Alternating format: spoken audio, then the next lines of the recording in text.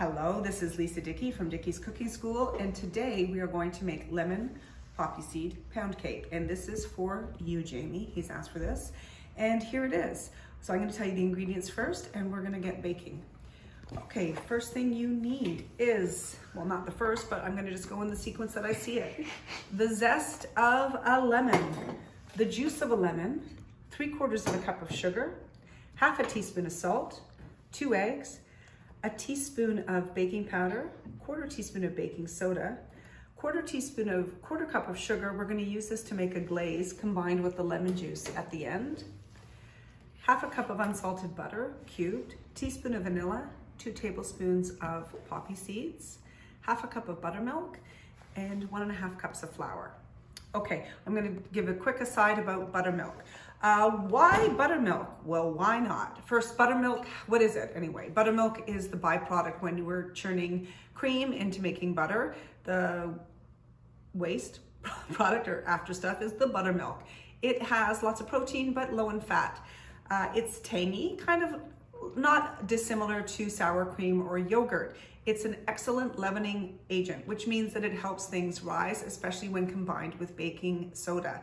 It's an excellent ingredient for cakes, for biscuits, for muffins, and pancakes is really great too.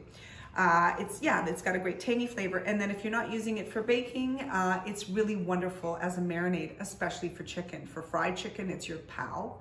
Marinate it for 4 hours. Or if you're doing anything, especially if you're doing anything with a boneless, skinless breast or a thigh, you want to marinate it in buttermilk because it's got no fat or none of the moisture from the bones to keep it supple and juicy. And buttermilk will do it for you. What if you don't have buttermilk? What you're going to do is, if in this case we need 1/2 cup of buttermilk, we're going to use 1/2 cup of milk. If you don't have cow's milk, you could use soy milk or almond milk. You're going to remove a teaspoon of that milk and you're going to replace it with either cider vinegar or lemon juice. Let it stand for a few minutes, and that's going to be basically your makeshift buttermilk. Okay, let's make our cake. Today when we make our cake, we're going to use a 9 by 5 inch loaf pan. If you used a shallower pan, like say an 8 by 8 inch square, your cooking times are going to vary, so you're just going to keep watching your cake while you cook. Okay, and as always, we're going to spray it down real good so it doesn't stick. Okay, we're going to start off with the 2 best ingredients, butter and sugar. So we're going to throw it in the standing mixer. I'm going to let the butter go for a little bit just to soften. Okay, so I'm just breaking down the butter a little bit just because it's not quite room temperature. That would be ideal. I took it from the fridge and it's a bit cold in here. So here we go. Now we're going to add our sugar. And the sugar is grainy, is going to kind of help to kind of break down that butter. As usual, we're going to have to scrape down the sides. Again, if you don't have a standing mixer, you do not need a standing mixer to make this recipe. People make pound cake 100 years ago without even electricity. So I'm going to add the rest of the butter in. Or the sugar in, whoops. And a little bit more. And a little bit more. Okay, so we're going to beat that in for a little bit and get it nice and fluffy.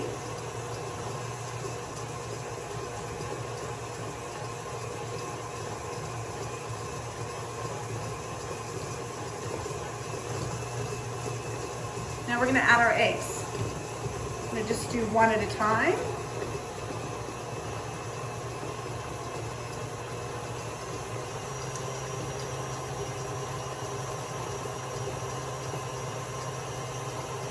And the next egg.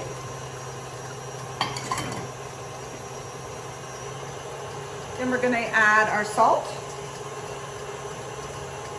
our baking powder, and baking soda. Our vanilla.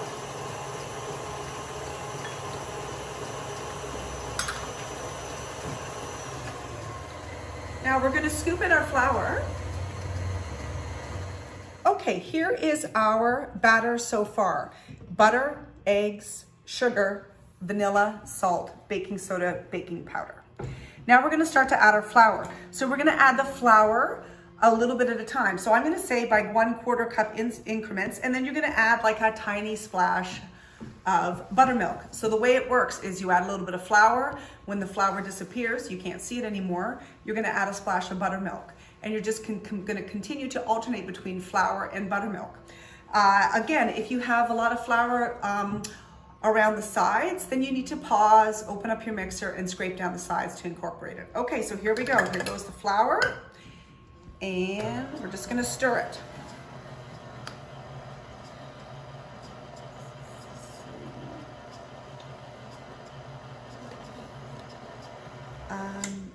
Back it up once we start, and we're gonna put it on Speedy Gonzales mode.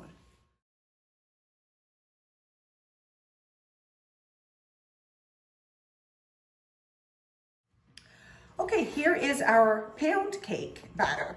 It's a nice, dense batter.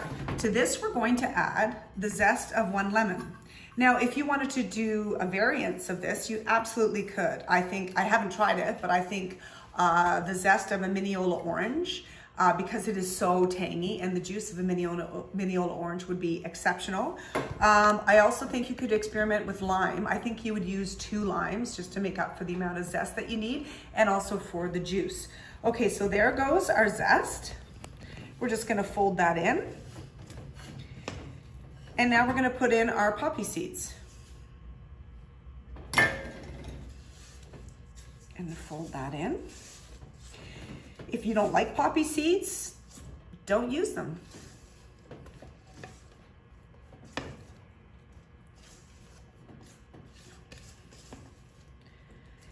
There is our batter. Okay, now you've got a preheated oven to 325. You're gonna spray this really well. If you don't like using cooking spray, use parchment paper. You could really load it up with butter. Why not? Delish. Vegetable oil. Just make sure you want it to be able to, you don't want it to stick, okay? So we're gonna get this all in our pan.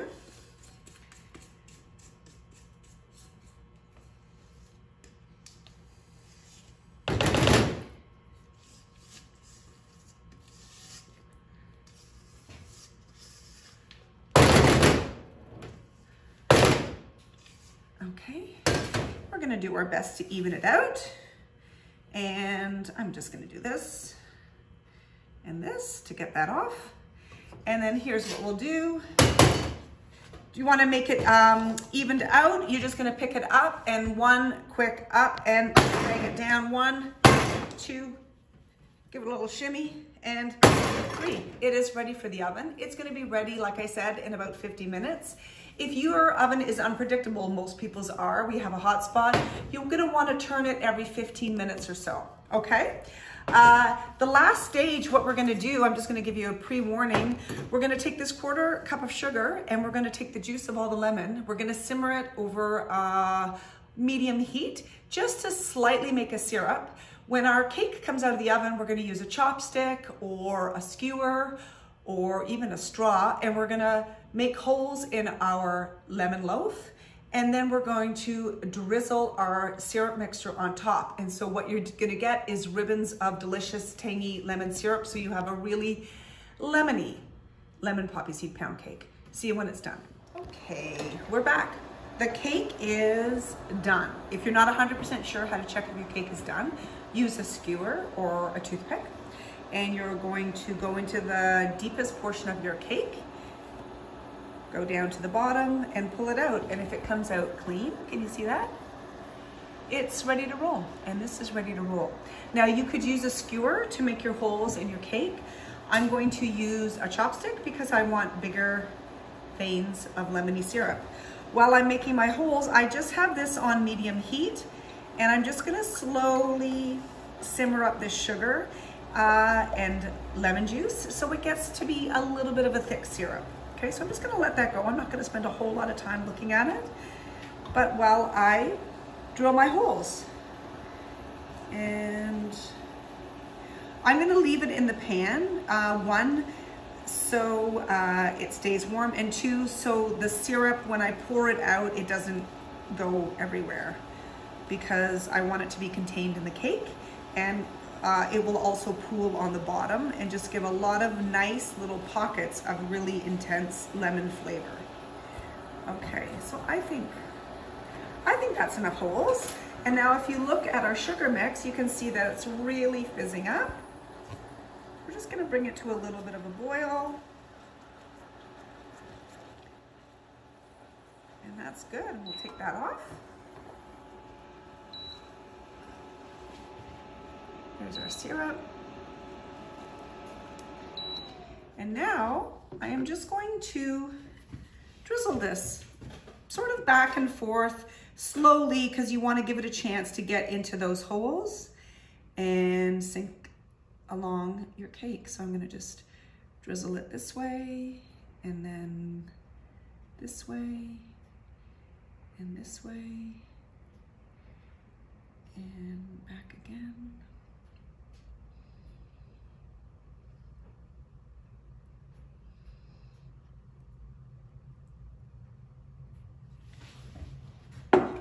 And that's it. I'm gonna leave that to cool for another 10 or 15 minutes. And then I'm gonna take it out of the pan and I'm gonna have it with coffee. Hope everybody's doing well and doing the best they can to survive being shut in. It's not easy. And I hope you're washing your hands as if something disgusting is on them, and stay safe and check in with people to make sure they're doing okay, because it's weird out there. Take care. Bye.